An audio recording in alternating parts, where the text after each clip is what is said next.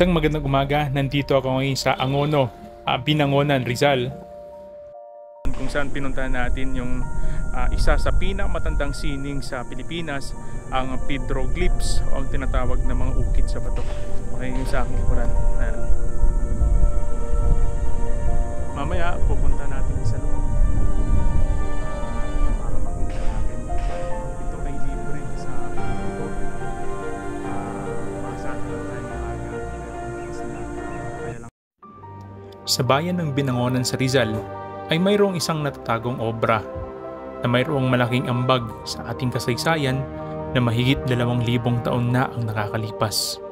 At ito ang pinakamatandang sining sa Pilipinas. Bago nga muna kayo makarating sa site kung nasaan ang mga figurang nakaukit sa bato, idadaan ka muna sa isang tunnel na pagpasok mo ay mararamdaman mo ang malamig na simoy ng hangin. Ang Angono petroglyphs ay inukit sa isang batong pader sa Binangonan, Rizal.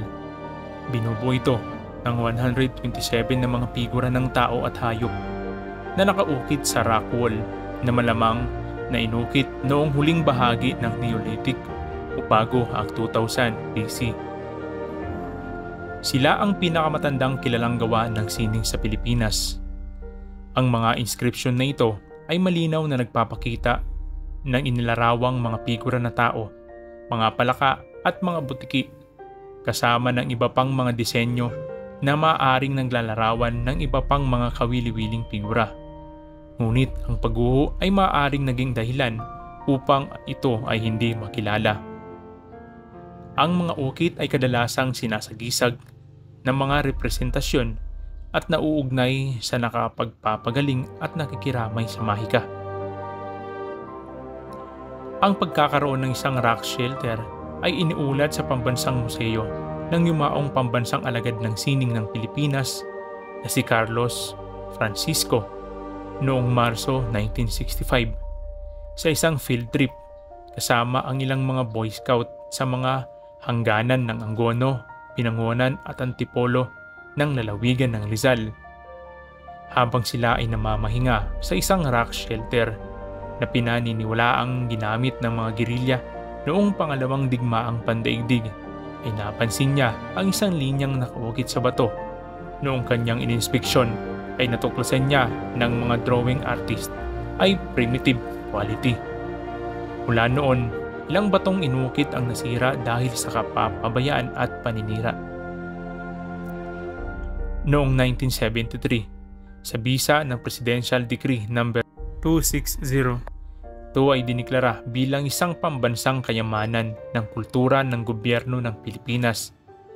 Sa panahong iyon, sinimulan ng isang pangkat na pinamumunuan ng National Museum of the Philippines ang archaeological site, conservation at site development ng mga petroglyph, kung saan itinayo ang isang mini museum, view deck at stone path bukod sa iba pa. Ito ay kasama sa listahan ng National Cultural Treasures noong 1973 at World Inventory of Rock Art noong 1985. Noong 1996, isinama ng the World Monuments Fund ang Angono petroglyphs sa listahan ng mga proyektong preserbasyon nito, tumulong sa pag-install ng drainage system at nagtalaga ng caretaker para protektahan ang site. Ang site ay nasa pansamantalang listahan din ng UNESCO World Heritage Site of the Philippines. Ang Angono petroglyphs ay matatagpuan sa isang mababaw na silungan ng bato na may sukat na 63 metro ang lapad, 8 metro ang lalim at pinakamataas na taas na 5 metro. Ito ay nilikha dahil sa faulting at nabuo sa bulkan na lupa sa panahon ng Quaternary. Dahil sa pagiging komplikado at mayorya ng mga guhit sa bato ay hindi lamang nilikha ng isang individual. Dito sa aking likuran, ito yung mga tinatawag na mga ukit sa bato. Ito ay na-discovery ni Carlos Botong Francisco noong 1965. Meron itong 127 na mga ukit, yung mga drawing dyan sa bato.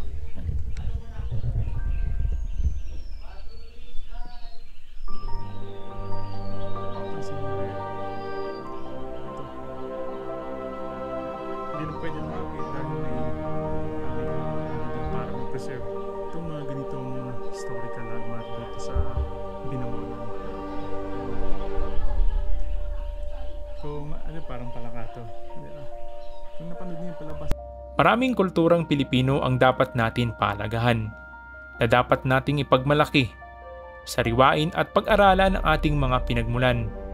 Alagaan at bantayan ang mga tulad nitong mga obra. Baka darating ang araw, ito ang susi sa mga katanungan ng iilan. Ako si Ata at ito ang Kalakaw TV. Maraming salamat at mag-ingat tayong lahat.